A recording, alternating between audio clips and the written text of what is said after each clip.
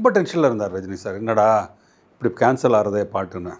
அப்போது போகும்போது ஒரு சின்ன தாட் வந்தது, சார் இந்த மாதிரி ஒரு பிராமின் கல்யாணம் போது நமக்கு அது ஒரு சின்ன ஃப்ளேவர் அவளோட இந்த சாங் ஏன் கம்போஸ் பண்ணோம், ஒரு பிராமின் லுக் ஏன் கொடுக்குறோம் மீனா அந்த அப்பா கேரக்டருக்கெல்லாம்னா அந்த flavour of the colours of Brahmin இது நல்லா இருக்கும் இல்லையா, அதுக்காக லெட்டஸ்ட் டூ. இப்போ அதனோட கல்யாணத்தோட என்ன இருக்கும் சார், அவள் ஹவு அந்த மாப்பிள்ளை எழுப்பு, அப்புறம் அந்த பொண்ணை ரெடி பண்ணுறது, அந்த பிகினிங் சீன்ஸ் நலங்கு, அது மாதிரி எல்லாம் கொஞ்சம் அவளோட செலிப்ரேஷன்ஸ் எல்லாம் வருமே சார், அதெல்லாம் வச்சுட்டு நம்ம ஒரு மேட்ரு பண்ணால் அங்கேருந்து போய் கல்யாணம் ஆகுது, அப்புறம் ஊஞ்சல் அந்த லுக்கில் வந்தால் நல்லாயிருக்கும் அப்படின்னு என்னோடய ஃபீல் சார் அப்படின்னு நான் சின்ன சின்ன தாட்ஸ் சொன்ன உடனே அவர் புரிஞ்சு போச்சு, இது நல்லா இருக்கு ஐடியா.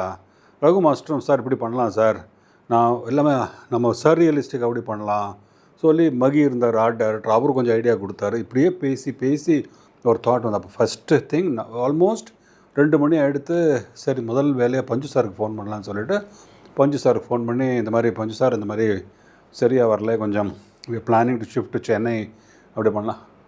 சுரேஷ் நீ என்ன டிசைட் பண்ணுறியோ ஓகேன்ட்டார் அவர் பாட்டுக்கு. So happy.